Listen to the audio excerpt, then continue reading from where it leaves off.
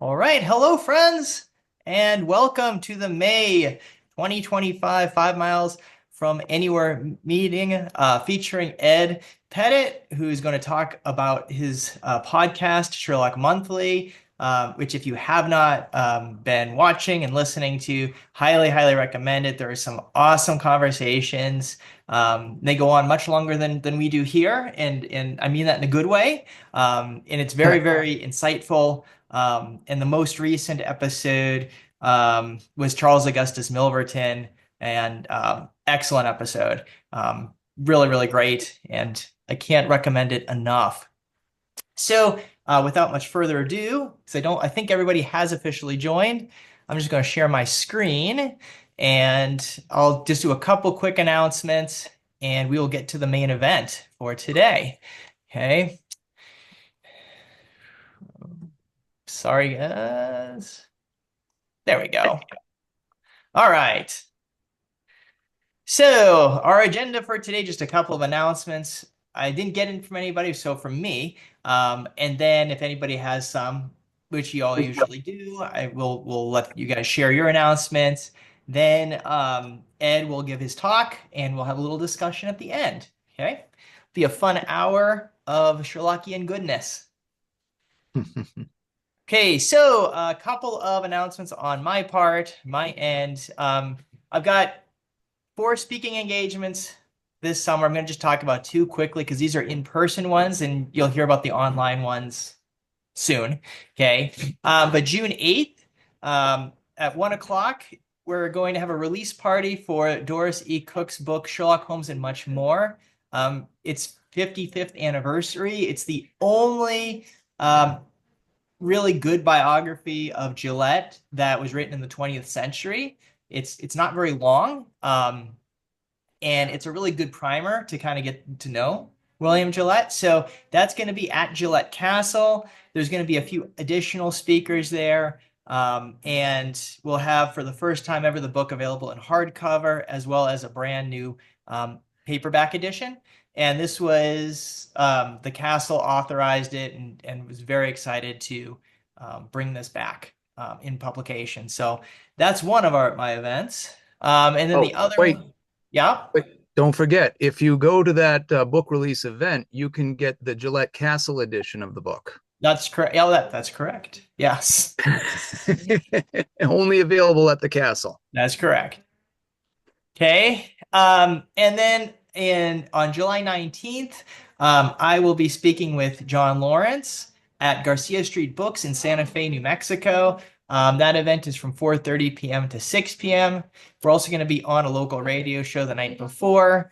And kind of a cool fact about John Lawrence, not only is he a Sherlock Holmes author, he was Nancy Pelosi's chief of staff for a dozen years.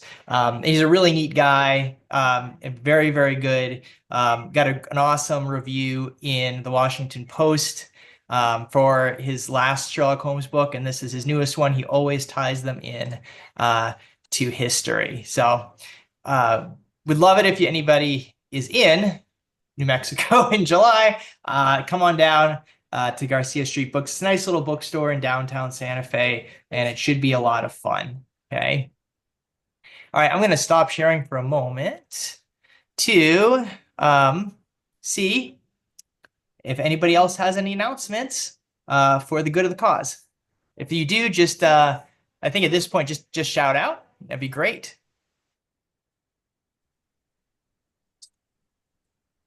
Just a reminder, May 17th is the Ash Spring Meeting, and I believe the deadline for sending in your reservation is May 5th, which is Monday. Thank you, Shayna. Does anybody else have any announcements? Edith. I'm glad you saw my hand because I couldn't find the button quickly enough. Um, so just a quick announcement for the Buy Mattel Question All of Doyle group, which will be meeting next Tuesday night. And we don't usually cover Sherlockian stories in that group, but we are going to be focusing on Switzerland in that meeting. So we will be doing the final problem and the disappearance of Lady Frances Carfax, as well as a selection of other things, including a couple of parodies by Jan Barry and some of Doyle's writing on skiing in Switzerland, and also a story by Guy de Maupassant, which sort of ties in with an experience that Doyle had there. So if you would like to be on our mailing list for that, please contact me in the chat or email me. I'm very contactable. Um, and I hope to see people there. All right. Thank you, Edith. Anybody else have an announcement for the good of the cause here? Derek, are we Yes. going to talk at all about the success that was 221BCon this year? If you'd 'Cause like to, you certainly can. It sounds like it was a great time, and I'm sad I missed out. But why don't you go ahead, Madeline, and say a little bit? You were much missed. So Yeah, you'll have to talk about the puppets and the Waffle House and everything too. well, it just so happens that Atlanta has an amazing place called the Center for Puppetry Arts, and they have a history of puppets section and then a Jim Henson section, and it's truly awesome. And that was a lot of fun, and I took Brian, Shayna, Max McGee, and Rudy Altergott with me, and that was a really good time. Uh, uh, uh, so this could have been the last 221BCon, but it is going to move forward, but on a year-to-year basis. It is going to transition to a nonprofit, and because it's educational, and Crystal Nolan, Heather Holloway, and the rest of their crew are stepping down, and Johanna Draper Carlson and Heather Hinson are stepping up to be the new directors, and they are, I think, already like looking for volunteers for people who can do this and that. They need to make their own new team now. So uh yeah, so that is a thing that is going on, and I my hope is that, if people don't take this for granted and keep coming back and keep engaging, that we can keep this going for a long time. You know, Sherlockians, they love a good conference, so I'm sure it will keep going on for years to come. And thank you for that awesome update. And I think I'm going so I can go next year. So I can You're gonna love it. Finally. You are gonna love it. I know it'll be fun. So I look forward to it, and yeah, so it looks great. And the canonical meeting, was that last week? Did anybody happen to attend that? Oh, the conclave. Yes, Yeah, the conclave. that was last Saturday. It was definitely different. I still think of it as kind of being kind of like a conference, maybe conference light. Uh, I think honestly, the highlight that I think kind of blew us all out of the water was getting to watch a violinist perform the Granada Suite live. I mean, holy cow. I I a lot of us are crying. Very cool. No, that's awesome. It is as a teacher, it's very difficult for me to get away in April with state testing and everything going on. So, Yeah. but I'm gonna try my best next year to make it to Atlanta, though. Okay, I will. All right. Anything else? This has been great updates. It's always nice to hear about the larger Sherlockian community. George. Yes, hi. Hi, I how just are you, wanted man? I'm doing great. Hello, everybody. I wanted to follow up on what Madeline was saying. I was in Indianapolis, and there were some 90 plus, uh, maybe as many as 93 or 95 people in attendance from coast to coast, but mainly in the Midwest. And it was, I thought it was well paced. The venue was very nice. It was a a 1915 golf club venue that is really got a beautiful facility and a great kitchen. The food I thought was good, and there were displays. There was an oral history section. There was a recreation of 221B of sorts, and that was interesting. And an open bar all day, so it was a perfect Sherlockian venue. But it wasn't an open bar; it was a cash bar, but it was flowing all day long. And one of the more unusual things was the roll call of science societies. And so Steve Doyle, who did a great job with this, read off the list of scions that people had identified and had people stand up to show their affiliation. And then there was a roll call where a representative from each science society had up to a minute, and Steve was there with a police whistle to call a halt if people went too long. And just like on the Academy Awards, it didn't, as Brad Kiefhofer said later, the police whistle didn't stop people from continuing past their time. But we got through that entire roll call of 80 plus science societies in, I want to say 35 minutes, which was unbelievable that we got through it that fast. And yes, the violinist did an extraordinarily beautiful job with the Baker Street Suite from the Granada series. And 221B was actually sung by someone who had set it to music with a colleague, and that was also well done and very fascinating. So anyway, it was a great day. All right, thank you, George. And on that note, we are going to get to our main speaker for today. I'm just going to share my screen one more time as I introduce Ed. Oops, we got there. Okay. Edward G. Pettit is the Sunstein Senior Manager of Public Programs at the Rosenbach and has been presenter for the weekly Biblioventure series Sundays with Dracula, Sundays with Frankenstein, Sundays with Jane Eyre, Austin Mondays, Pride and Prejudice, Monsters and Ghosts, Jekyll and Hyde, and A Christmas Carol, and also Pickwick Monthly. Pettit has taught many reading courses at the Rosenbach on many authors and books, including the Sherlock Holmes stories Dracula, Frankenstein, the novels of Jane Austen, Charles Dickens, Edgar Allan Poe, and Philadelphia Gothic. He is a member of the Philadelphia Baker Street Irregular Silent Society, the Sons of the Copper Beeches, serving as the recorder of pedigrees, as has probably never read a Sherlock Holmes story without smoking a pipe. A round of virtual applause for Ed.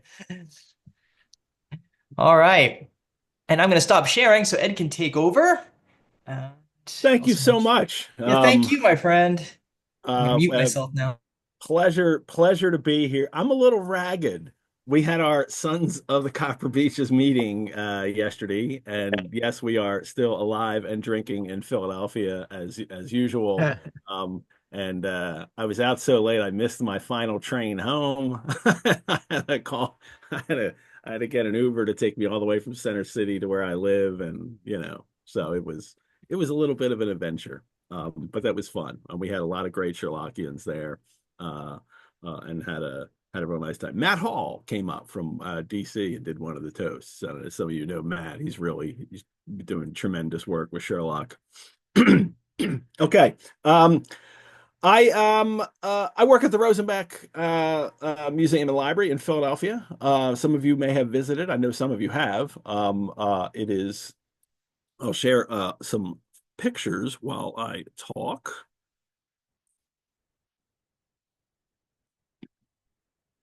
There's the Rosenbach on the street with the blue historical marker about our founder, Dr. A.S.W. Rosenbach. It is a rare book library, and also an historic house. It's where the brothers lived, the Rosenbach brothers. This is the library. This was Dr. Rosenbach's library. There's a portrait of him on the wall, smoking a pipe, reading a book. You're not allowed to smoke a pipe in there anymore. But I wish I could. But that's clearly not allowed in a museum. Dr. Rosenbach was the most famous book dealer in the world for like the first half of the 20th century. Everybody involved in any kind of books in any kind of way knew who he was. And he he established himself as the most famous book dealer by paying the highest prices for manuscripts and books and by highly publicizing those purchases when he did so. You know, he bought the Lewis Carroll's manuscript for Alice's Adventures Underground, the first story that he wrote and wrote and nicely and gave to little Alice Liddell. He bought that, and there was a big hue and cry, like, "Oh my gosh, he's purchased this, and he's going to take it out of England and off to America." And and he knew that would happen. And he actually then said, "Well, if anybody wants to match the price, I'm fine. It can stay here. I don't need it." They couldn't match the price then. This is, you know, England in the 20th century had run out of money, and that's why all the books were being sold anyway. But it went to an American collector. But then when that collector died, Dr. Rosenbach did get together a group of people to you know, come up with an established price for it, and then they sent it over to the British Library where it exists now. So as and this all gives him great publicity, and then everybody gets to know him, but he also really understands the value of literature. He's a doctor, not because he was a medical doctor or anything. He has a PhD in English literature. He wasn't some kind of dilettante book dealer collector who wasn't really interested in the books he was getting. He loved the works that he was getting, and frequently he would buy things and put them in his own personal collection in his library. And then he was in this business with his brother Philip Rosenbach, his older brother.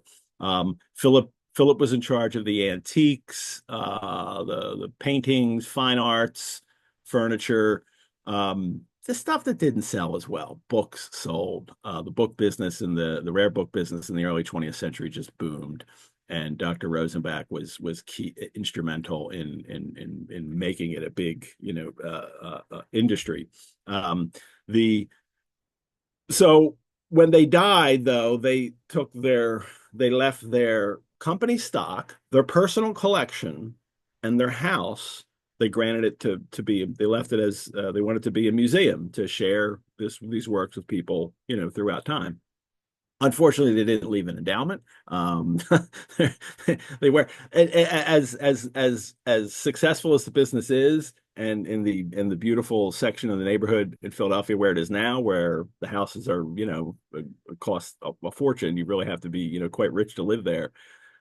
They were not quite rich. They were more like they were rich in the stock that they had, and they were constantly having to generate income to take loans out here and there to buy everything. They're also a Jewish family in Philadelphia, and a Jewish family dealing with very kind of waspy blue blood collectors of books in America and the rest of the world and in Europe. And it gave them it gave them a entry into society that would not have really let them in at the time. You know, the fact that I love the fact that these, you know, two Jewish brothers, you know, moved into Delancey Street and lived there for 25 years in two different houses. There's one house two doors down from us, and then the one that we have now. I'm sure that if he had he not been the famous Dr. Rosenbach book collector, the neighbors probably wouldn't have liked him moving into that neighborhood. So that's where I work, and what I do is I create programs. And I was hired in 2017 to really expand the course programs at the Rosenbach. I'll stop my share for a minute. To really expand the course programs at the Rosenbach. Before I came to the Rosenbach, they used to do like maybe 12 programs a year and a couple reading courses based on books in the collection, usually, you know, Joyce's Ulysses, because we have James Joyce's we have a nearly complete, the most complete manuscript of Ulysses in a collection is at the Rosenbach. We have a big Bloomsday celebration every year. We have Bram Stoker's notes for Dracula. We now actually have a vast Lewis Carroll collection now, even though we don't have that original manuscript. We have plenty of other things. Um, uh, um, one of the best Herman Melville collections in the world, Robert Burns. There's a vast American historical collection with, all the founding fathers. We have letters and documents and, George Washington's pocket notebook that he used in the last days of his life, and he would survey walking around his estate and take notes in. So it's a lot of rich material, but the Rosenbach wasn't doing all that much in the public programming way, and so they hired me to do that. And we went from like 12 programs a year to I think 90 in my first year, and expanded the courses to 10 or 15 the first year, and by the end of this year we may have 35 or 40 courses that we're doing over the course of a calendar year. And it's been a lot of fun. And also for me to do kind of programs like the ones I was doing in person at the Rosenbach, and now I do mainly online. I want to take these great works and make them accessible to people. Anyone can come to the Rosenbach, and anyone is allowed to set up an appointment and to come and view our collections. It doesn't cost you any money, and you don't have to have special credentials to prove that, I should be looking at this because I'm working on some kind of academic project or I'm a professor somewhere. They're open for anyone to come see, and the programs ought to be able to do that as well. Anybody should be able to, access these collections through the programs we do. So that's what I've set out to do. Literature and history are not just for academics, and especially to expand the course program that we've done. Now, those, the courses that we do cost, but it's a fraction of what a university level, a university course would cost you, even if you're just heading in to audit it. And we get great professors from universities to teach them. So the pandemic hit, and oh no, what are we going to do? This is my job. I do public programs in person at the Rosenbach. So we had been actually spent a year trying to develop a digital course, an online course. Spent a year meetings. We had a consultant. We did filming of a professor talking, and how are we going to structure this and how are we going to do it? And we just didn't get it off the ground. And then the pandemic hit, and I said, well, all the courses are going online. Guess what, people? There's a format called Zoom, and it works. And so we put the courses online, and I also how to do some kind of other programming online. And so I started a show called Sundays with Dracula. Since we have Bram Stoker's notes for Dracula, I thought it would be, a great thing to do. And when we were all sent home for the pandemic, it was in the spring of 2020, May 3rd. Dracula is a novel that begins, it's all dated, it's letters and journal entries, and it begins on May 3rd. That was a Sunday that year. I thought, we'll start Dracula on May 3rd, and I'll just go online and I'll get some people and we'll talk about it.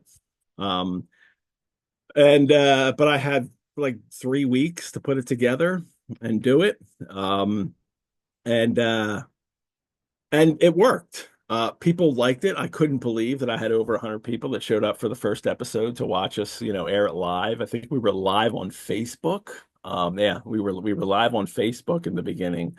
And I put together a rotating set of co-hosts, and I wanted them across the spectrum. I didn't just want a bunch of academics talking about it. I had a publisher who was publishing a special edition of Dracula. I had a collector and a musician, Tucker Christine, who wound up doing the theme music for the show and theme music for all the shows that I've done since.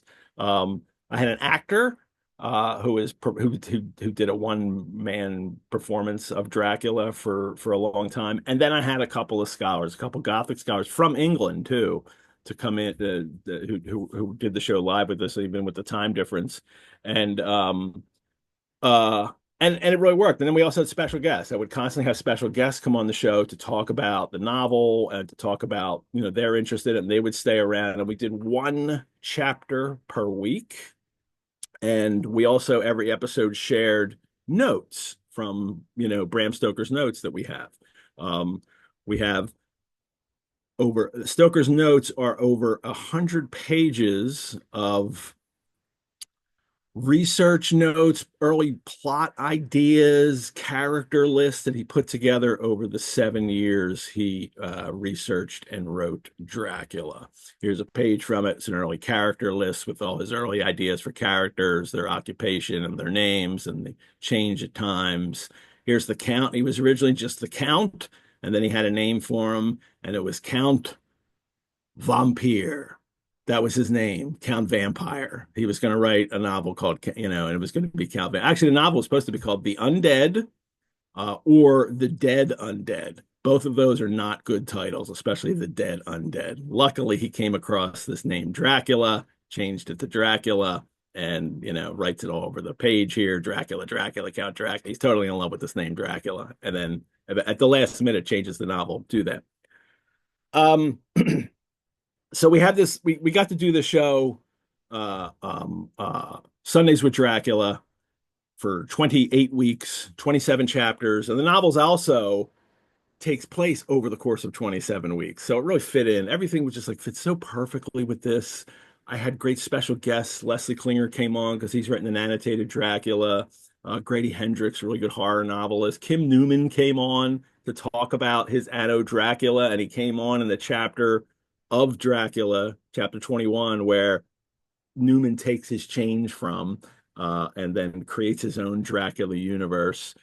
Sir Christopher Frayling came on the last episode to talk about the end of the novel and the whole thing. I mean, it was really exciting to do. Mark Gatiss came on and did an interview. We couldn't get him on the show, just the time difference and to do it on a Sunday on a specific day. So instead, he did a Saturday afternoon, and we did a whole interview program special with Mark Gatiss. All of these shows are available to watch on our YouTube channel as well, and I'll throw some links towards the end here and for these things. I also decided to do cocktails, kind of because I drink a lot. I like drinking, and I like coming up with good cocktails. And so we had I had to create a specialty cocktail for every chapter of the novel. And the people like that so much, all the shows continuing, I wound up having to do it as well until Sherlock, in which Mary L. Caro took over and did all the drinks for it. We wanted to keep this going, so then we moved to Frankenstein because we have Frankenstein in our collections as well. We have then we moved to Jane Eyre. And then I realized I was giving up every Sunday of my life, and we stopped. And when the pandemic, that was fine. People they needed content. They were home. They needed something to do, and that's what we're providing. But as the world started to open up again, Sunday afternoons are the most ideal time to get an audience to watch a show. We moved it to Monday nights. We did Pride and Prejudice. Then I started doing a monthly show on the Pickwick Papers, Charles Dickens' Pickwick Papers, because it is. We have the serial and manuscript of it, and it was originally released 1 month at a time. So we did it 1 month at a time over the course of 20 months. Then we did Jekyll and Hyde and Christmas Carol. We did 2 paid subscription series too. Now this is part of it too, as we're developing this and trying to find how can we make this work for the Rosenbeck, not just to share things, but also to get support for the Rosenbeck, to have people donate, to have people become members. It's a free show. So we also did a couple subscription shows. For Sherlock Mondays, we did Hound of the Baskervilles, 8 episodes, and then we did A Picture of Dorian Gray. After I did Jekyll and Hyde and Christmas Carol, we did The Picture of Dorian Gray as a special 8-episode contained. Only people who paid for it can watch it. To date, I've done 197 episodes of Biblioventures, over 400 hours. They're all available to watch on the channel, except for Dorian Gray and the Hound. But we're figuring out how to do that. At what point can we then open it up and let everyone watch it? You don't want to have people pay for it and then shortly after say, "Oh, here it is, everyone." So it needs to have some kind of time limit before we can just share it freely. But all of the shows must have a connection to our collections. And here's the Pickwick Papers and serial parts that we have. This is how they were originally released, how people originally read them. Here's a manuscript page from the Pickwick Papers. We have 2 sections of the Pickwick Papers manuscript, a couple chapters, not even complete, because these were all broken up and not saved. They're lucky that any of the Pickwick manuscript pages were saved. Look, there's a lock. There's Charles Dickens's hair right there. We have that. You can come see that at the Rosenbach. This is it says the last photograph taken of Dickens. It's probably the last photo taken of him. But what's really interesting is on the back of it, Dickens has signed it and dated it 8 June 1870. That's the day he had a stroke, never recovered, and died the next day. So this is clearly, the last signed photograph of Charles Dickens that we have in the collection. Jane Eyre, first editions, the famous second edition with her preface, a couple copies of Bronte here that were owned by Lewis Carroll. And he signed them inside. We have Lewis Carroll's Jane Eyre. We also have the manuscript preface to Jane Eyre, written by Charlotte in her hand, and then we have Sherlock. But I'll get to Sherlock in a minute. The idea that everything needs to be based on something in our collections is part of what BiblioVentures does. But the other part is, it has to have broad appeal. It needs to be a big audience. We have important works in our collections that if I did a live show on, not that many people are going to come and watch, Thackeray's Vanity Fair and, in 30 episodes, So you've really got to choose something that has a broad appeal, and the subjects that I've done, they're not just great literary works. There's also a great pop culture around, popular culture around them. So that's part of what we need to do these. I thought Sherlock would be perfect to add to this mix, because the Rosenbach holds in our collection some of first editions of Doyle's works, and including the handwritten manuscript of The Empty House. Dr. Rosenbach actually was deeply committed to mystery and crime literature. He really liked it a lot. He corresponded with, Christopher Morley frequently, knew Morley really well. And he once purchased, Dr. Rosenbach, Conan Doyle's criminological library intact. Doyle actually sold it himself, and Dr. Rosenbach purchased it, and thought and publicized it as, these are the books that inspired Sherlock Holmes. Well, they kind of really weren't. Like, most of that criminological library Doyle collected in the 20th century afterwards. He bought a giant chunk of it from the estate of Gilbert, from Gilbert and Sullivan. What's his name? I forget his first name, but he had a big criminological collection, and Doyle bought those. It was eventually sold en masse too. Dr. Rosenbach did find a buyer for them and sold them en masse. So we don't have those in our collections anymore. But the Empty House manuscript we do, and I'll show you images of that in a moment. And but the show, just like the others, we have a rotating set of co-hosts and we started with Sherlock Mondays. And my co-hosts were Monica Schmidt, Anastasia Klimchinskaya, Mary L. Caro, and Curtis Armstrong. And then there was a plan I was going to have a special guest on once a month to do a topic. And then we were going to kind of create 2 shows out of it. It would be like The Thing and an interview show, like a half hour. And then it was too much work. So, I'm a one-man band. It's not a department of people creating all this programming. It's, I'm there. I have to do it all. I have to do all the sharing, do all the managing, so as little post-production as possible is what I need in a show. It's all pre-production for me. The shows run long. They're 2 hours. It takes me about 20 hours a week to put together a show. That's the amount of time I put in for every episode, and to maintain the whole series in general, about 20 hours a week. Our special guest plan, we had Leslie Klinger on talk about annotated editions. We had Scott Monty and Burt Walter talk about Sherlockian podcasting. If I did that now, I'd ask Madeline Quinones, who's now the expert in Sherlockian podcasting. That's who I would ask to come on now. Hi, Madeline. Ray Betzner came on to talk about the history of the Baker Street Irregulars. And then Steve Rothman did come on to talk about the Empty House manuscript, because Steve Rothman edited the Empty House manuscript for the BSI manuscripts series, the facsimile series. And Steve Rothman lives like 5-minute walking from the Rosenbach, so it was very easy to have him on the show. Here is the manuscript for the Empty House. Doyle had it bound in vellum. I did about 10 or so stories that he had bound this way, and then in this gold ink he wrote, Sherlock Holmes' original manuscript and his name on them. They were all written, and they were all originally written in these exercise books. I should have pulled the picture too, but I didn't. Like the back cover of this exercise book is what you always had on those old composition books with all the tables and graphs and that kind of thing. That's what he used. They were very handy lined paper that he would use to write his manuscripts, which are immaculately written. And they're not fair copies. This isn't an extra copy that he wrote so someone could read it to put it in print. This is the way he wrote a story.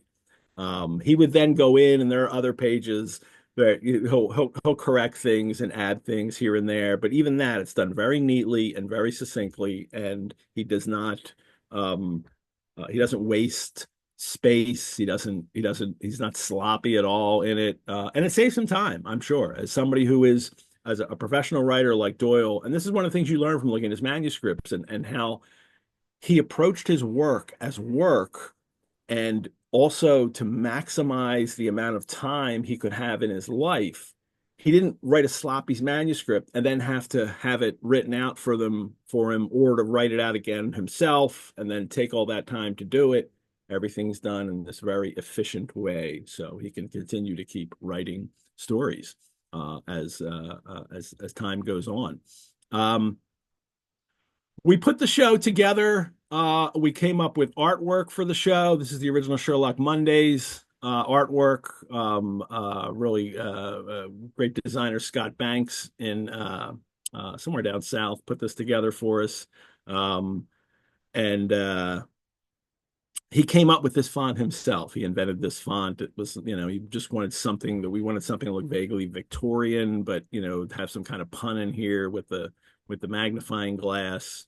There's also a horizontal version of it, which is nice. And then so it was very easy to change it Mondays to monthly when this series ended. I moved monthly, and it's fun. I got this great little avatar of myself as a Victorian gentleman with a pipe in my mouth that I get to use all the time now.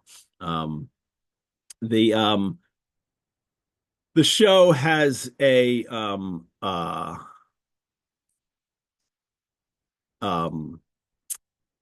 credit sequence. If you've not seen that, we doing good on time. Yeah. Let me show you the credit sequence. It's less than a minute long. And I'm quite proud of the kind of things that we're able to do with this. And here's the month. This is the new one. Yeah, this is the monthly.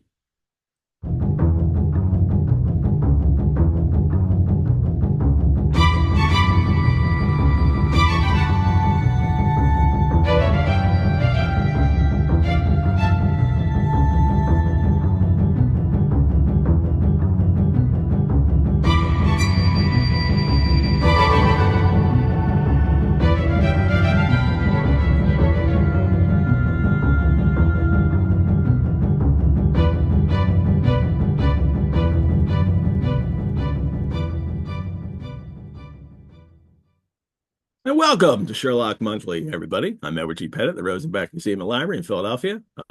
It's just automatically comes out of my mouth when the song ends now. I was very pleased with the way that they put the credit sequence together, and the music is just terrific. It says Pleated Gazelle in there. It's Tucker Christine who's done the music for all of the Rosenbach Biblioventures shows, and and it's great to get to be able to do that.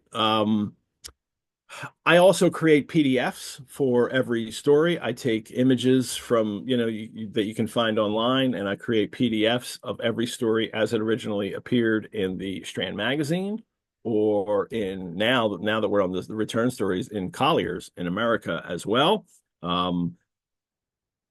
27 stories we did on Sherlock Mondays, and we did them in published chronological order. We finished with The Empty House because we had the manuscript. Then we did 8 episodes on The Hound. I missed it when we ended, so I really missed doing that show. So we did 2 special episodes in the summer called Detectives of the Great Hiatus, when there were no Sherlock Holmes stories in the magazines for 10 years, or almost 10 years. So we did a show on Martin Hewitt, investigator, and we did one on Loveday Brook by C.L. Purkis, which was really good. And Olivia Rotigliano, BSI, who's also the editor of Crime Reads Online, did those shows with me. So we had 40 episodes in all, and it was great to do 40 episodes. The show moved then, and then I'm done. So I'm like, all right, I got to move on. I can't do Sherlock forever. Even though I want to, I can't convince anybody to pay me to work 20 hours a week just on Sherlock Holmes. I've got to share the wealth. It's a big collection. So I said, well, when Pickwick Monthly's ending, I'm just going to do Sherlock once a month, and that's fine. It'll take me about 3 years, but I can finish the canon as long as I don't die or get fired in the meantime. And if I do, then somebody else can take over and finish the canon. So I'm really happy that at the end of this whole venture, the entire canon will have these episodes, 1 per story. And now for the monthly show, I have 1 or 2 co-hosts on, and I like to change all the previous co-hosts, but all will soon have returned to do an episode, and they'll come on again in the future. But we've had Ross Davies, Mark Jones, Rich Krishunas, Max McGee, Nick Martorelli, Scott Monty, Madeline came on for a show. Madeline Quinones, Glenn Moranker came on and talked about his Black Peter manuscript in that episode. This month, I'll have Mark Jones and Paul Chapman from the Doings of Doyle podcast. We'll be on to do 6 Napoleons. And next month, Curtis Armstrong and Rebecca Romney will do 3 students with me. So it's great to get these exceptionally knowledgeable, Sherlockians who also present really well, to have these conversations with me about the stories. And now this is what we do and how I approach it. I call them conversational annotations is what I have, and it's long form content. Every episode is at least 2 hours long, and it's usually a little longer. And I get that not everybody can sit and have the time to do that, but it's digital content online. You can listen to it some here, some there, drop in when it's live, maybe finish it later. That's completely fine with online content.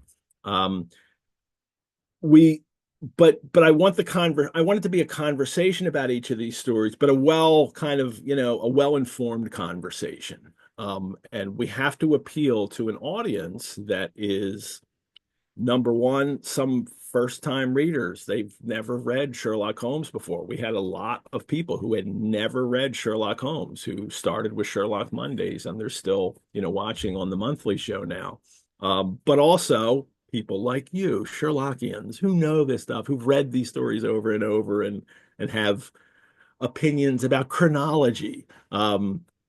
So that's a tough balance to get, to make sure you're not, because you never want to dumb down anything for people. I mean, even if somebody doesn't know, you don't want to dumb down for them anyway, but it needs to be appealing and interesting. If you get too far into the weeds, will you lose the crowd doesn't know it too much? And if you explain some things that everybody on the other side knows, will they get uninterested?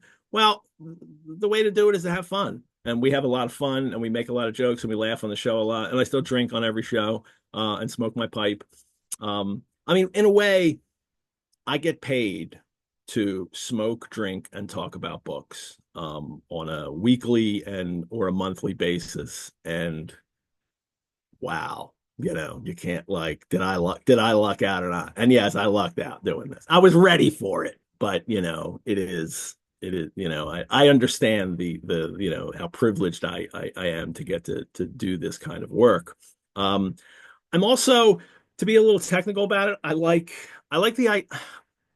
I'm more a literary historian than a literary critic. Even when I did academic work in the past and I taught for about 10 years at LaSalle University, I'm not a literary critic. I'm not theoretical in my approach. I'm sure, I mean, there are theories and I know them, but I don't adhere to anything particular like that. Um, I'm more a literary historian. I'm interested in how people originally read works, this kind of original reading practices. This is, serial reading. I'm fascinated by that kind of stuff with illustrations. This is why I do the this is why I create the facsimiles for the show, because I think people should um, be able to see the story as it was originally published in the original illustrations. Here's one from the Scandal in Bohemia. This has a big effect on how people first experienced these stories and what they thought about them and how they became attached to them. This very famous one of them in the smoking carriage here. Um, uh, and then the Colliers with the Frederick Dorr Steele illustrations on the cover. I mean, it's a first time reader of Sherlock Holmes. This is what they first encountered, and how that character then appealed to them and created for them images in their mind. So I think these things are important to recognize, to learn about an author and their works. And also, we we do as much historical context as we can do. People were thought about differently about lots of things than we do now, and it's interesting to take that into account to see how to pull meaning out of these works. The part of the joy for me personally is that I get to do every story in the canon one at a time and really spend time, and also get another great Sherlockian to talk about that with me, or two Sherlocks to talk about that with me. And that's just so enriching for me. Like when I'm finally done this project, that I'll be able to create a show for everyone is fabulous for everyone else. But for me, I got to do it. Like I get all of that inside that I get to keep.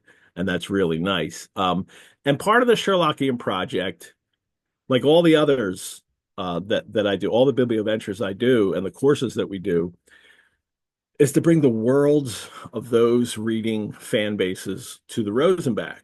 I don't think before we started doing Sherlock Mondays, most people in the Sherlockian world connected, Dr. Rosenbach and the Rosenbach Museum with Sherlock Holmes things. But Dr. Rosenbach loved Doyle and these works.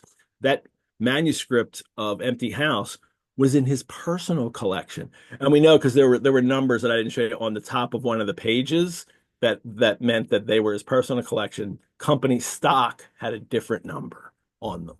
So he kept it on his own personal shelves. And that, we want people to think of us and to come and see our collections, and it's worked especially well because it's growing our collections too. We now have, because I started doing the show, we now have a first edition of Hound of the Baskervilles that we bought because of the show, and we wanted to expand the collection with this gorgeous, gorgeous Art Deco cover on it that I've always loved. And just last week, we got a Lippincott's Sign of Four right here, the original, paper magazine published in Philadelphia. Great connection for us to go along with our first, book edition of Sign of Four, which we already had. So, to be able to grow the collection like this and to have these kinds of things is really tremendous, and it's worked exceptionally well. To not only get people interested in Sherlock Holmes to experience him, but also to bring them to the Rosenbach as well. So thank you. I think I probably talked long enough. I'm happy to answer any questions. I was so thorough, though. What questions could you possibly have? Um, uh, but about the Rosenbach or Sherlock stuff, I'm happy to always answer that kind of thing. And I'll throw some links into the chat too, so you have some things to check out. All right. Thank you so much, Ed, and another virtual round of applause for that. Wonderful talk. Very informative. Very, very informative. Now I know a lot about much, much more than I expected to know about the museum, it was a fantastic museum, and we'll definitely put that on my list of places to visit. But I talk all the time, so I'm going to let other people, if anyone has questions, and I'm sure a lot of you do, for Ed. Why don't you either unmute or use the hand raising feature, and we still have time for a few questions. Larry. Well, I don't know if this really applies to you, Edward, Ed, but all my life I've been a big fan of the Strand version of the canon, and there have been many, many, many editions of, some of them just leaving out the casebook stories when they were still under copyright, and now you can get the whole thing and it's all out there. And I always wondered why isn't there one for the Colliers? I would love to read the Colliers, the way the Americans first read Sherlock Holmes.